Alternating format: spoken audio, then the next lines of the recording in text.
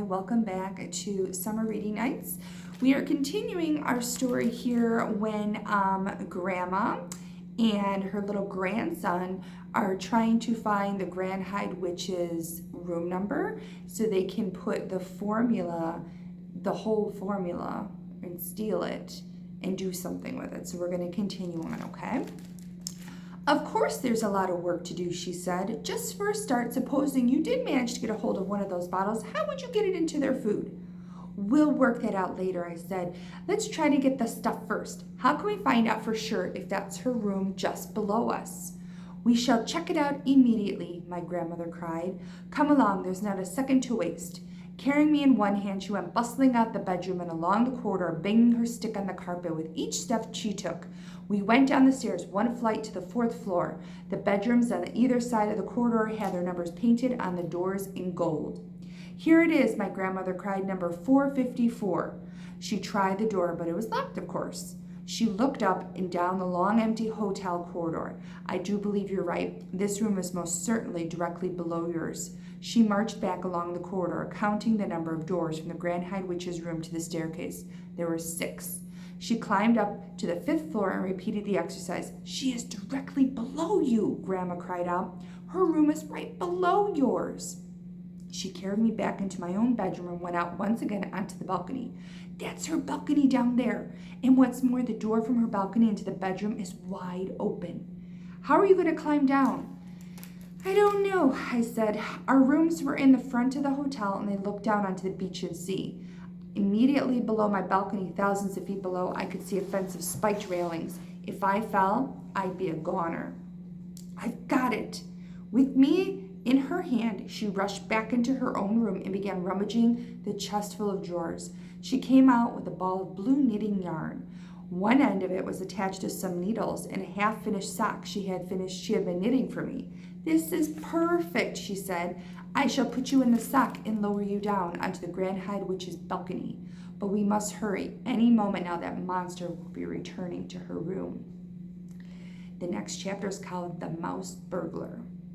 My grandmother hustled me back into my own bedroom and onto the balcony. Are you ready? I'm going to put you in the sock now. I hope I can manage this. I'm just a little mouse. You'll manage. Good luck, my darling. She popped me into the sock and started lowering me into the balcony. I crouched inside the sock and held my breath. Through the stitches, I could see out quite clearly. Miles below me, the children playing on the beach were the size of beetles.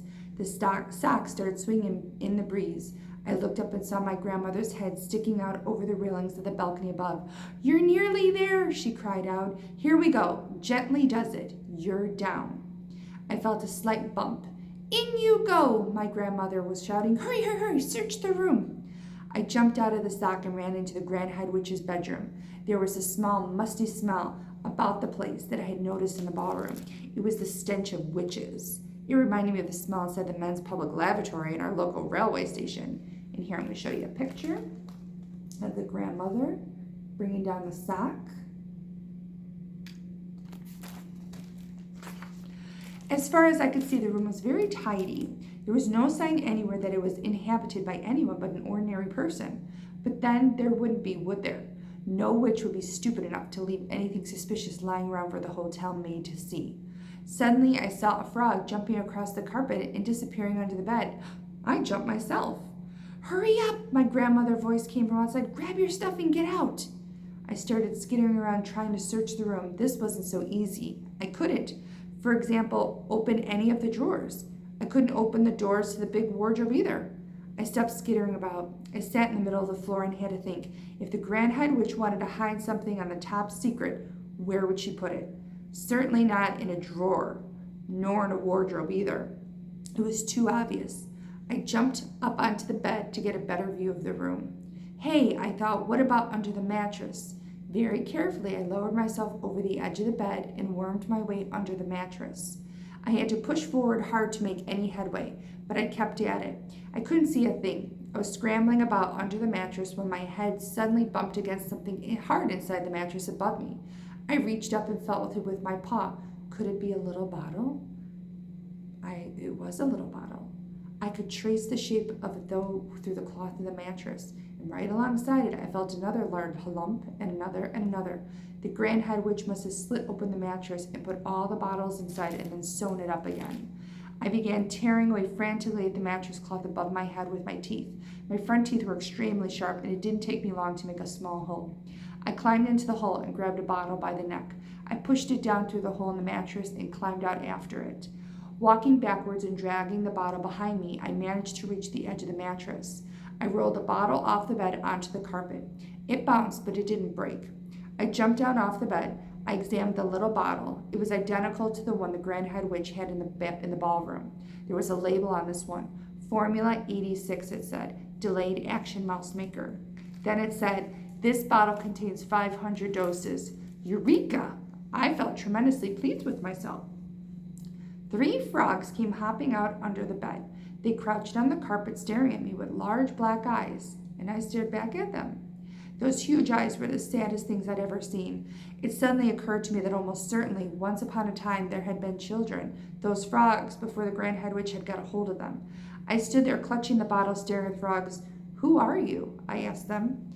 At that exact moment, I heard a key turning in the lock of the door, and the door burst open, and the Grand Head Witch swept into the room. The frogs jumped under the bed again in one quick hop.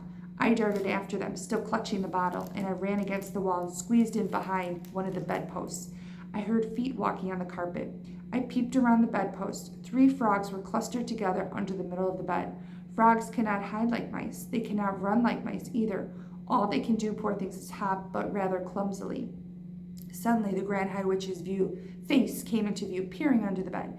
I popped my head back behind the bedpost. So there you are, my little froggies, I heard her saying.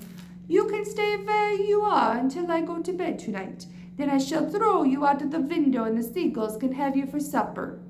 Suddenly, very loud and clear, there came the sound of my grandmother's voice through the open balcony door. Hurry up, my darling, hurry! Do hurry up, you better come out quickly. Who is calling? Snapped the Grand Head Witch.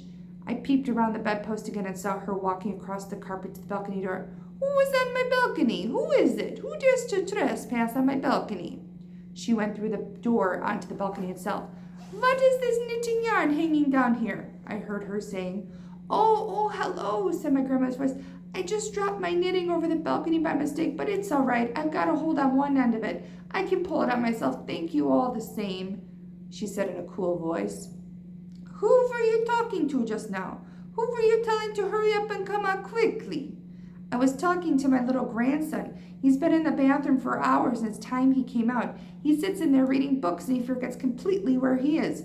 Do you have any children, my dear? I do not, shouted the Grand Head Witch, and she came quickly back into the bedroom, slamming the balcony door behind her. I was cooked. My escape route was closed. I was shut up in the room with the Grand Head Witch and 3 terrified frogs. I was just as terrified as the frogs.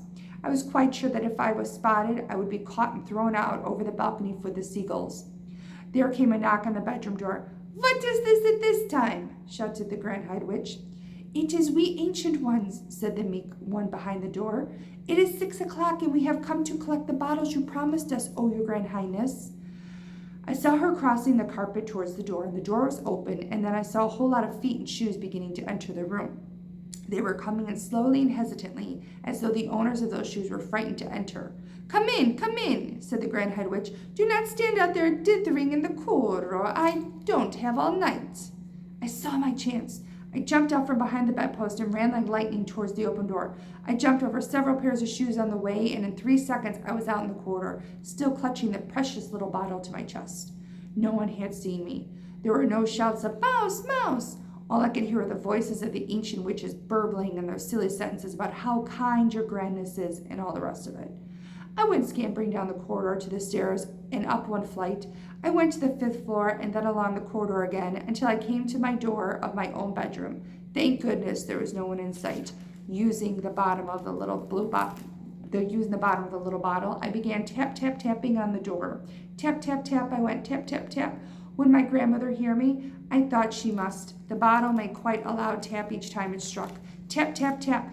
Just as long no one came along the corridor, but the door didn't open. I decided to take a risk. Grandma, let me in, it's me. I heard her feet coming across the carpet and the door opened. I went in like an arrow. I've done it. I got it, Grandmama. Look, here it is. I've got a whole bottle of it. She closed the door and she bent down and picked me up and hugged me. Oh, my darling, thank heavens you're safe. She took the little bottle from me and read the label. Formula 86 Delayed Action Mouse Maker. This bottle contains 500 doses. You brilliant young boy. You're a wonder. You're a marvel. How on earth did you get out of her room? I nipped out when one of the ancient witches were coming in. It was all a bit hairy, Grandmama. I wouldn't want to do it again. I saw her too. I know you did, Grandmama.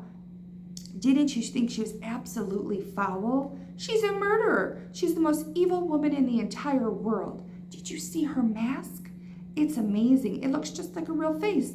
Even though I knew it was a mask, I still couldn't tell. Oh, my darling, I thought I'd never see you again. I'm so happy you got away. And we're going to stop here, and in the next chapter, we're going to meet Bruno's parents.